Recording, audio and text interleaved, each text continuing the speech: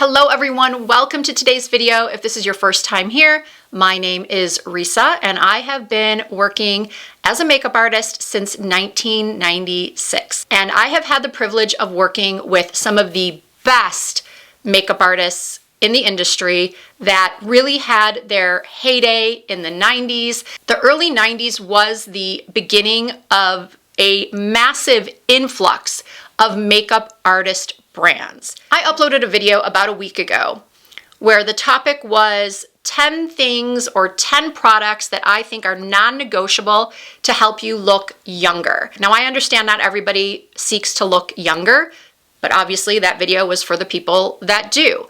And I mentioned in that video something that I had learned from Bobbi Brown years and years ago. And I apologize if you've seen that video, but I'm going to quickly repeat what I said there, which was Bobbi always wanted a client to try on lipstick with no other makeup on. She wanted that woman to apply the lipstick and automatically feel like some lightness or brightness or color came back into her face. She wanted that woman to be able to swipe on that lipstick, maybe put on a little tinted moisturizer, a little bit of cream blush, some mascara, groom the brows, and be out the door. So after I posted that video and I saw a couple of comments thanking me for mentioning that tip that I had learned from Bobbi, it got me thinking, what if I shared all of the tips that I learned back in the day from these iconic makeup artists? So I sat down and started brainstorming and writing down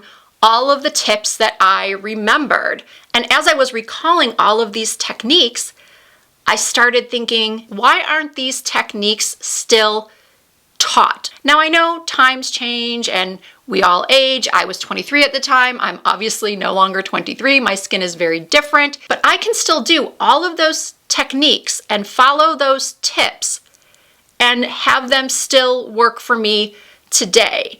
I may have gotten away from those techniques over the years, like a lot of us do. We hear something new, we follow something new. But when I really took the time to think about it, I truly felt like these techniques still hold true today and would be extremely helpful to a lot of people. So I want to get started with a tip from Laura. Laura Mercier was the very first brand I ever worked for. The year was 1996. The brand had just launched. It was my first job in cosmetics. I had walked into the department store looking to just get a job at Clinique or Lancome or Estee Lauder, and the manager says, well, we've got this new brand coming in called Laura Mercier. I know nothing about it, but if you want the position, it's yours. You would be the counter manager, lead makeup artist, and maybe in the future, you can hire a part-timer.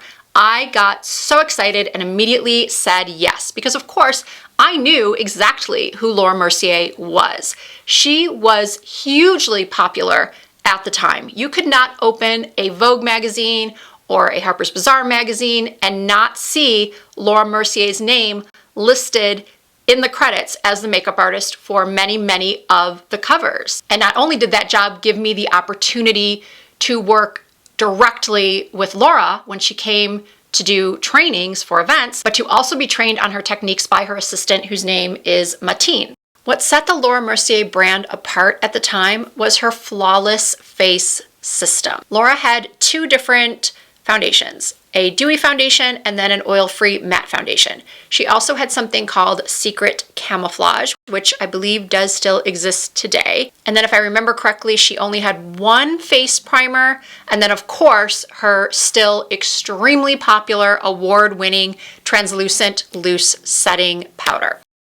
So those were the four things we were not required to, but encouraged to sell everyone, the flawless face system. Oh, and then also a puff. And I'm going to share with you why the puff was so important to the technique momentarily. First, let's talk about primers. Primers were honestly not really a thing back then. Again, if I remember correctly, because keep in mind, we're going back a long time now, I don't think any other brand had primers. Maybe Smashbox did. I believe they may have been the first to come out with a primer. These days, there's a lot of disagreement on whether or not primers are actually necessary.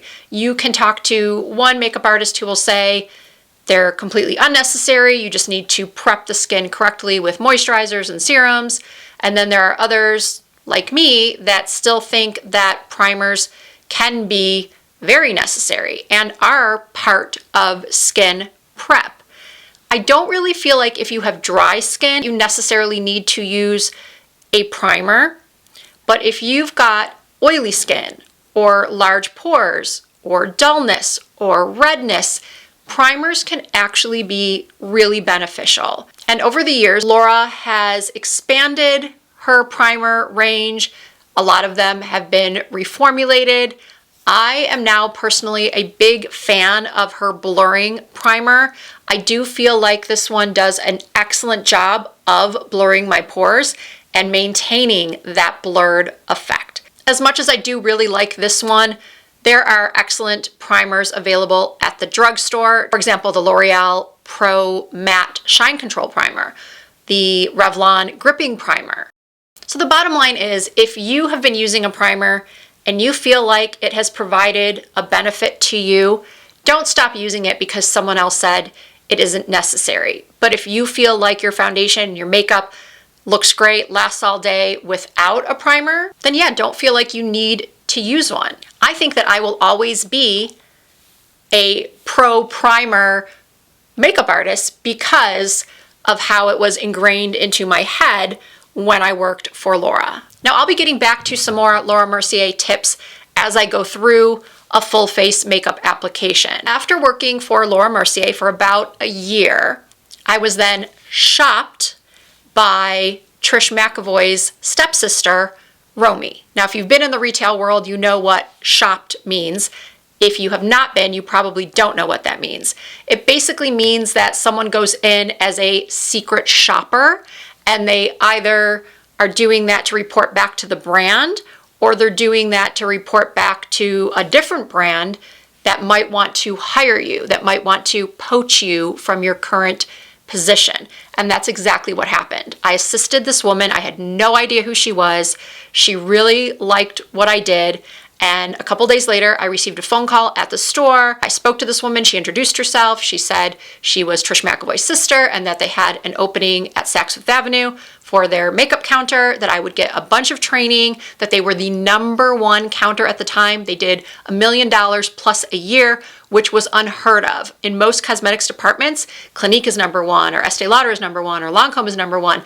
But at this particular department store, Saks, at that particular time, 1997, I think it was at that point, they were the #1 counter. And to get that call and find out that they wanted me to come in for an audition was super exciting for someone who was just starting out in their career. Don't get me wrong, I loved working for Laura Mercier and I was extremely appreciative of being able to meet her, work with her on faces when we would have events, have her tell me she thought my work was beautiful. The job with Trish McEvoy was going to be more money, the location was a lot closer to where I lived, and I couldn't pass up working at Saks Fifth Avenue.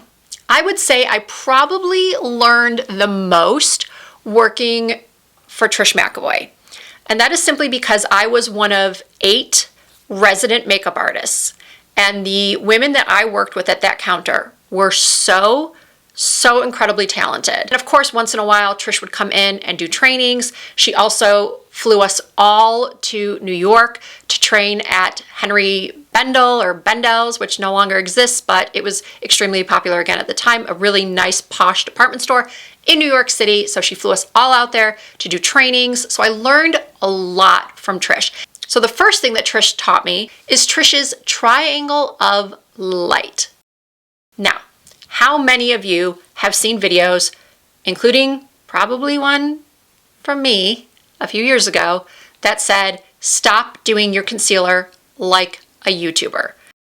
Because we were seeing it everywhere. People were taking their concealers and just making this huge triangle under their eye that was completely filled in. And we would all see that, especially those of us over 40, and think, oh my gosh, that is so much concealer. That would look horrible on me. So we made videos saying, don't do that, and people listened. So they no longer applied concealer in that manner. Most people just put a couple of dots underneath their eyes, or maybe a little bit in here and here and here.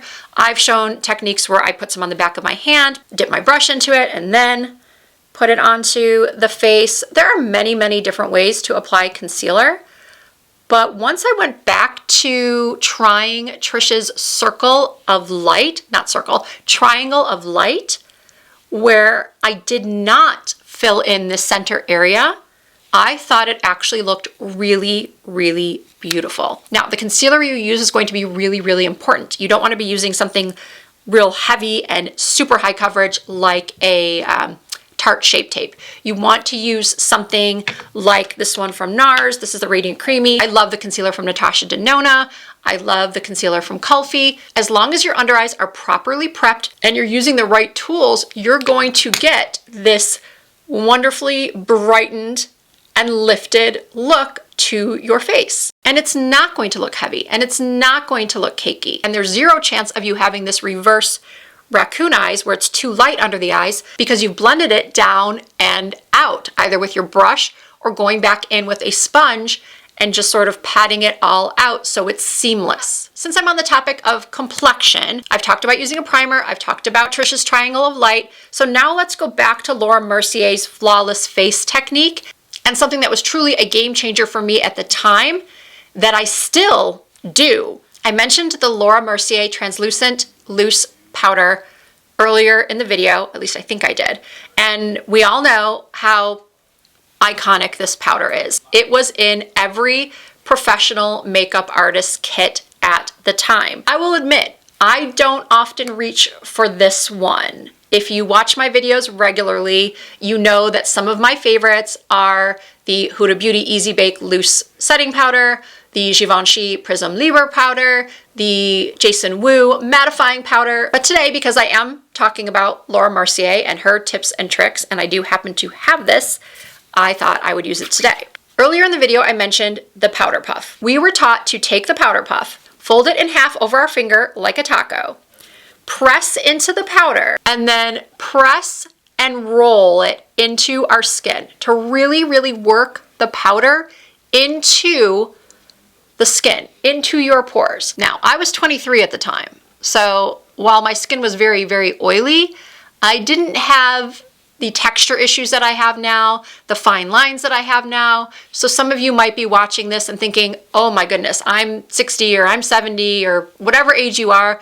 thinking I could never use that much powder. I could never use a powder, period, because my skin is so dry, or whatever the reason may be. If you use the right powder, like perhaps the Givenchy, or even for drugstore, I really like the Wet n Wild Photo Focus, the technique is still going to work, meaning it's still going to look good and make your makeup or help your makeup to look absolutely flawless, even if you have dry, mature skin. You're just going to want to, again, use the right powder and use the right amount, but you're still going to do the same method of picking up the powder and just really working it into the skin so it's not sitting on top of the skin. And if you're oily like me, this is going to be a game changer. It really, really helps keep the shine from coming through as long as possible, and it gives you that filtered finish. All right, now I want to move on to eyes because I think these next two techniques are going to be the most, or have the biggest aha moment for a lot of you. Maybe you've done this in the past and you've gotten away from doing it like a lot of us have. We just, again, we watch other videos and we see new techniques and tricks and tips and all that. It's all out there everywhere you look. So we get sidetracked and start trying new things, which is great. I always talk about the importance of experimentation when it comes to applying makeup and trying different colors and textures and formulas. But it's also not wrong to go back to something that is tried and true, to a method that is kind of like a no-fail. It never lets you down. You're never unhappy with the results. It is time to share with you Trish McEvoy's press and wiggle technique. Trish McEvoy made a brush that looks like this one from Sigma, a small flat top brush. A couple years later, she did come out with an angled brush that I do find makes it a little bit easier to get into this inner corner right here. But you're going to take one of your brushes, either straight or angled, and a super pigmented eyeshadow, whether it's brown, black, navy. Have that in front of you and your brush. And then you are going to need a hand mirror. Back then, I did not need a magnifying hand mirror. Now, I need one that is really, really magnifying. So being that I don't currently have a handheld magnifying mirror, I did this demonstration with this portable mirror I got from Amazon that has, it opens like this, and then it's got the regular mirror on one side and then the magnified mirror on the other side. Although now that I think about it, I could have used the mirror that comes out of my Ilios light. For this technique, what you're going to do is you're going to put your chin up, have the mirror down underneath your chin, and then look down into the mirror without putting your head back down. I cannot tell you how many times I had someone sit in my chair and I would give them the hand mirror and tell them to put their chin up. And then as soon as I told them to look down at the mirror, their whole head would come back down. It happened 8 times out of 10.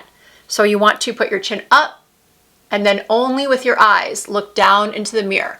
That way you are able to see the entirety of your lid space. And you want to do this before you curl your lashes, before you apply mascara.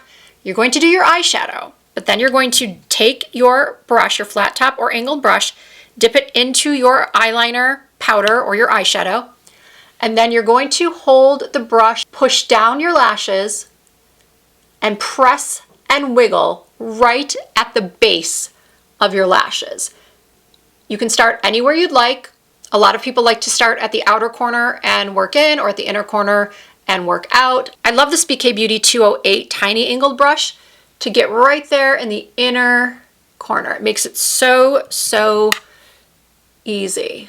And you can see here that just by doing that, just by emphasizing the lash line, it makes my eyes look bigger. It makes my lashes look more defined, even without mascara. It is such a small thing to do, but has such an impact, especially if you are someone that wants a no makeup look. You just want to enhance your features. This is the perfect way to do that. So after you've applied the eyeliner to your upper lash lines, you want to do the opposite for your lower lash line. So for that, you're going to put your chin down, give yourself a nice double or triple chin, and with your chin down, place the mirror higher up so you can do the same thing, which is go right underneath the lashes and press and wiggle right at the base. So once again, instead of having the look of really harsh dark liner, you're achieving more the look of just an enhanced lash line, darker, fuller lashes. If you do want the line to be a little bit softer, a little bit more smudged out, just take a tiny pencil brush. I love this one from Rephr. It's the 03, and just sort of smudge it out. You can also smudge the upper lash line too if you'd like, but it's not 100% necessary. So that is the press and wiggle technique. Trish used to sell just round pans of triple pigmented eyeshadow that was meant to be used as liner. Laura Mercier also had a cake eyeliner, and Laura Mercier was the first artist who taught me how to tightline. A lot of people think they know how to tightline, but they're doing it incorrectly. What a lot of people do is they'll put the pencil right over the entirety of the flesh part of the eye, and so when they close their eyes or they blink or just do their regular movements, the black or the brown or whatever pencil they've used transfers to the lower lash lines. I might not be describing it that well, but I think you all know what I mean. It's kind of annoying when you tightline and then 2 seconds later you look in the mirror and the black has transferred to the lower lash line, unless you want that look. But a lot of people don't. They just want, once again, that look of an enhanced lash line. So you want to make sure, number one, that you're using a long wearing pencil. Please do not try to tightline with some smudgy kohl pencil. You need something that is meant to be waterproof or long wearing. Lately I have been using this pencil from Rare Beauty, and I just lift up my lid and I make little dots or little smudges right at the root of my lashes, not on the skin, but just right at that root, doing my best to hit those spaces between my lashes. Now, Laura Mercier's technique was to use a tiny brush and her cake eyeliner, which you would have to mix with a little bit of water. These days, you don't have to do that. I don't do that. I'm just going back in with my same Makeup by Mario Master Mattes and my BK Beauty brush. Just gently press that powder right on the lash line. Once you've applied eyeliner to your upper lash lines and possibly your lower lash line, if that's the look that you like, you don't have to do top and bottom, and you also tightline, you'll notice an impact immediately. All right, we have not spoken about Bobbi Brown yet. Before I got the job working with Laura Mercier, I did go over to the Bobbi Brown counter at Neiman Marcus. Bobbi's brand was also hugely popular at the time. Bobbi and Trish were kind of like neck and neck as far as popularity at the time. So when I decided I wanted to get into doing makeup, I thought, let's start at the top. Let's go right over to the Bobbi Brown counter and see if I can get hired. And they told me no. They said that I needed to have at least 5 years of makeup experience before I could work for them. So that is what I did. I don't think it was 5 years before I started working for them, maybe 3 or 4, but I ultimately did get the job. I freelanced for Bobbi Brown, which means that I went to different counters around the city, and I did once again have the privilege of being trained many times by Bobbi herself. And one of the things that has always stuck with me about listening to Bobbi speak is something that I'm now told she's kind of changed her mind on. I don't know, but I stand by, I believe what she said at the time, which is that there are no rules when it comes to makeup. I have said that phrase, I have quoted that multiple times in my videos over the years, because I do believe that. I do not believe there are any rules. I am a huge proponent, advocate of wearing what you like. No age restrictions, no restrictions at all. If there's something that you're wearing that you like, that you feel good in and confident in, I'm always telling you to go for it. Of course, I've done videos where I've expressed my opinion. Perhaps I've mentioned that one should maybe not wear so much darkness under their eyes, or maybe applying really dark eyebrows isn't the best look, but I will never ever tell somebody with my full chest not to do something if they like it. But let's get back to something else that stood out for me from what I learned from Bobbi. Just like what I said about makeup primers, you'll find a lot of conflicting opinions on blush placement. Where should someone apply their blush? I have seen, and I'm sure you have too, countless beauty influencers, beauty enthusiasts, makeup artists talk about applying blush up here, way up here, especially on mature skin, to give a more lifted appearance. Sometimes I'll see split screen videos, or not necessarily split screen, but the person will demonstrate the blush higher up and then they'll show it on the apple of their cheek. And then in their caption or their voiceover, they'll say, you know, look at how much more lifted this side looks with my blush way up here. I'm one of those people that most of the time prefers the look of the blush being a little bit lower, right on the apples of the cheeks. Now, again, that might just because it's been so ingrained into my brain over the years of doing makeup, but I truly feel like blush should look like you're blushing. And we do not blush all the way up here. Yes, it's okay to take the blush and blend it out, up and out, to give the face a lifted look. But Bobbi always taught us to focus the blush on the apples of the cheeks. I know it sounds old school and just outdated. It seems in the age of social media, one person says, hey, do your blush this way, or do your bronzer this way, or your highlight this way, and then everybody rushes to do it that way, whether it suits them or not. So obviously, if you think that your face looks better overall with your blush really high up and not on the apples of your cheeks, that's fine. That goes back to what I just said. There are no rules. But for most people, blushing where you would naturally flush is going to be the most flattering. The way Bobbi Brown taught us, the people that worked for her brand and represented her brand, was to have your client smile and apply that blush to the apples of the cheeks and then pat it up and out towards the temples.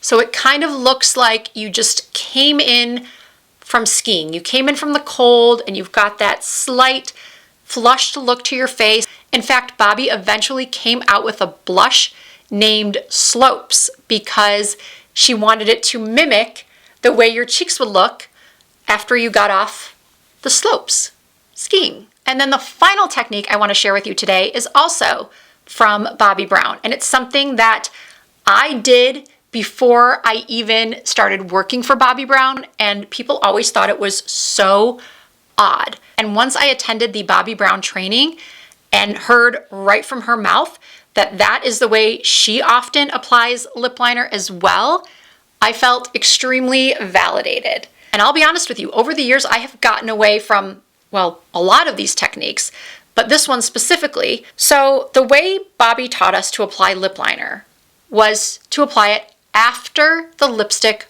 was on. That way, the lipstick and the liner would fade together. You wouldn't be left with this darker lip liner ring around your mouth.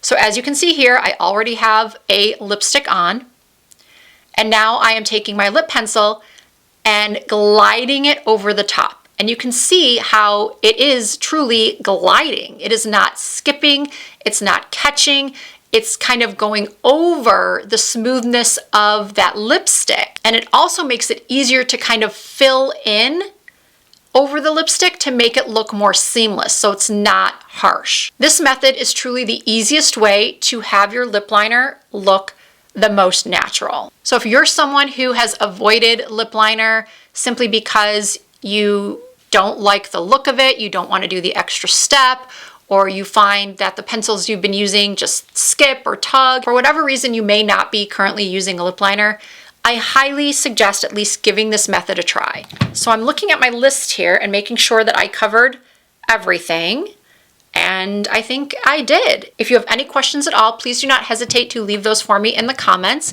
If you did enjoy this video, I really appreciate you giving it a thumbs up. If you are not already subscribed to my channel, I hope that you will consider doing so. I do post new videos at least twice per week. You can also find me over on Instagram and TikTok and Facebook. My username is the same everywhere. It's Risa Does Makeup. Thank you all so much for watching. I really appreciate you taking the time out of your day to spend some time with me here, and I hope to see you in my next video.